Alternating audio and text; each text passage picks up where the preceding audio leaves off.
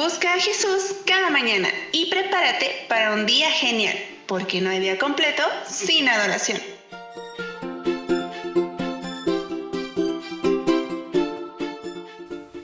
Hola, muy buenos días. Gracias porque nos acompañan nuevamente en este inicio de semana y en esta nueva lección. Les saludamos con mucho gusto. Una bonita bienvenida les damos a estudiar nuestra lección número 5, Fe contra todo pronóstico. Nuestro versículo Salmo 119, 11. En mi corazón he guardado tus dichos para no pecar contra ti. Gracias, Roselena.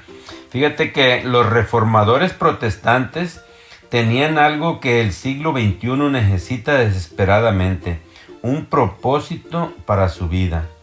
Y yo creo que en general todas las personas que vivimos en estos tiempos necesitamos eso para que nuestra vida tenga un rumbo, ¿verdad?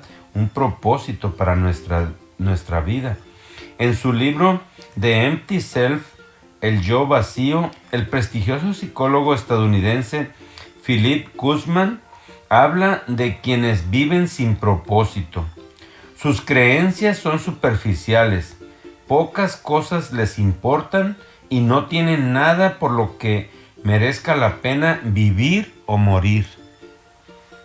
Pero los hombres, las mujeres y los niños de la Reforma Protestante eran radicalmente diferentes. Tenían un propósito permanente por el que valía la pena vivir.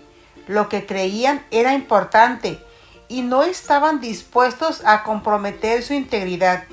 Sus creencias fundamentales formaban parte inseparable de ellos. Negarlas era negar su propia identidad. Ante la muerte misma tenían paz interior. En el estudio de esta semana, Rosalena, con ejemplos de la Reforma, exploraremos de qué manera las enseñanzas transformadoras de las Escrituras ofrecen un verdadero significado para la vida. Comprender estas verdades eternas nos preparará para la crisis final en el gran conflicto entre el bien y el mal. La batalla que libraron los reformadores aún no ha terminado, y nosotros hemos sido llamados a retomarla donde ellos la dejaron. Nosotros también podemos descubrir a un Dios lo suficientemente grande para todos los desafíos que enfrentamos. Un Dios que da sentido y propósito a nuestra vida como nada en el mundo. Y en realidad sí, como decíamos anteriormente, eso es lo que necesitamos. Bueno, la lección de esta semana que estudiaremos se va a basar también, como lo hemos dicho, en el libro del conflicto de los siglos, del capítulo 7 al 11. Y para hoy, domingo 28 de abril, solo la palabra de Dios es el título. Y vamos a ver lo que nos dice algunos textos en el libro de los Salmos para ver cuál es la actitud de David hacia la palabra de Dios. Y también cómo influyó esto en los reformadores y cómo influye en nuestra vida en la actualidad. Gozo y delicia en la palabra de Dios. Decía que le daban inteligencia y que se regocijaba, ¿verdad?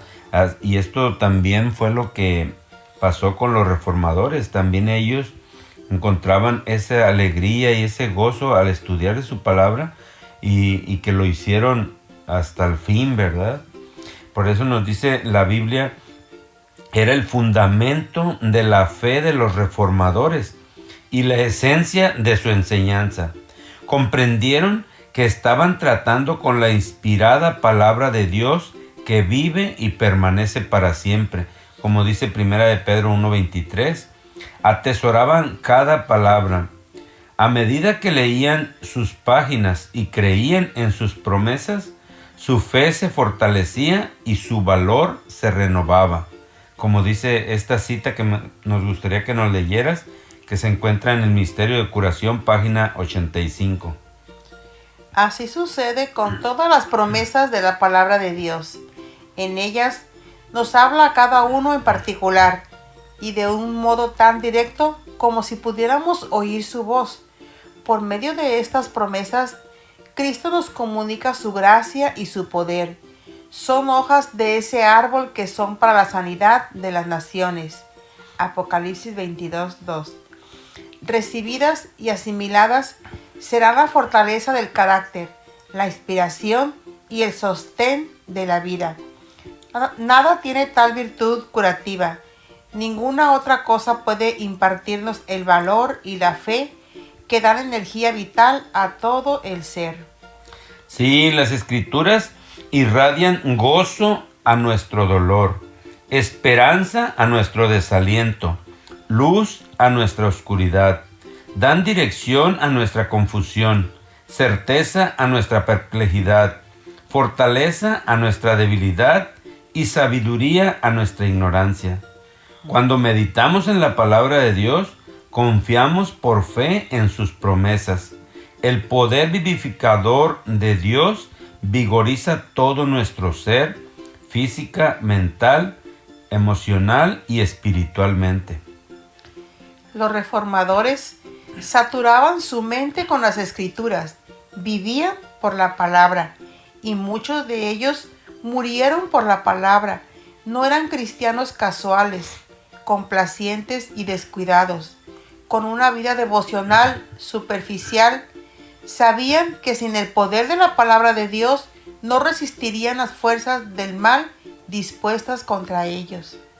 Sí, fíjate, Rosalena, que la pasión de John Wycliffe era traducir la Biblia al inglés a fin de que la gente común pudiera leerla y entenderla. Eso deseaba él, que su gente, ¿verdad?, la pudiera comprender en su propio idioma.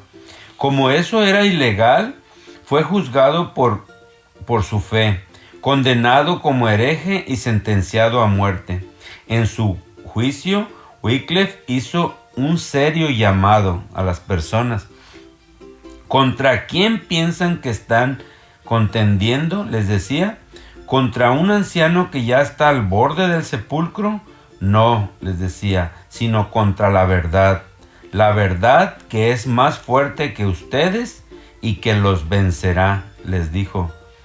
Las últimas palabras de Wycliffe se cumplieron cuando la luz de la verdad de Dios disipó la oscuridad de la Edad Media. Y sí, fue en ese tiempo que las personas aceptaron la palabra, conocieron más de esto y ahí se cumplió eso que él les había dicho. Pero fíjate qué maravilloso, que la gran obra que él hizo para que se conocieran las Escrituras, el traducir las Escrituras. Nuestra pregunta de hoy: ¿de qué manera te han consolado las Escrituras en tiempos de prueba? Yo creo que esto nos debería de dar fuerza y ánimo para seguir adelante en caso de que tuviéramos también nosotros problemas por estudiar la Biblia, ¿verdad? De que así como ha pasado en otras personas, también Dios nos puede ayudar a nosotros a tener esa fe y esa confianza siempre en Él. Sí, tenemos que tener esa fe como el noble Esteban, cuando fue castigado por instigación del Sanedrín. ¿Recuerdas cómo él con ese gozo veía la luz del cielo? Sí, fíjate lo que nos dice también estas citas del espíritu de profecía. La Biblia presenta una perfecta norma de carácter. Es una guía infalible en todas las circunstancias hasta aún el fin del viaje de la vida. Y otro que podría compartirles es que el Señor Jesús dijo de las Escrituras del Antiguo Testamento: y cuanto más cierto es esto acerca del Nuevo. Ellas, dice, son las que dan testimonios de mí, dijo Jesús en Juan 5:39.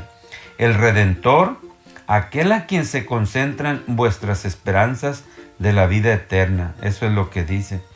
Por eso, llenar nuestro corazón con las palabras de Dios son el agua viva que apaga nuestra sed. Son el pan vivo que descendió del cielo.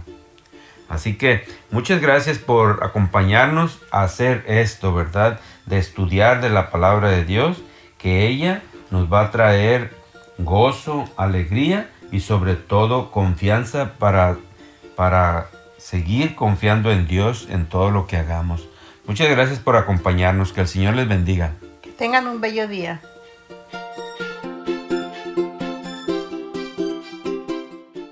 Haz de esta reflexión tu momento de alabanza, porque no hay día completo sin adoración.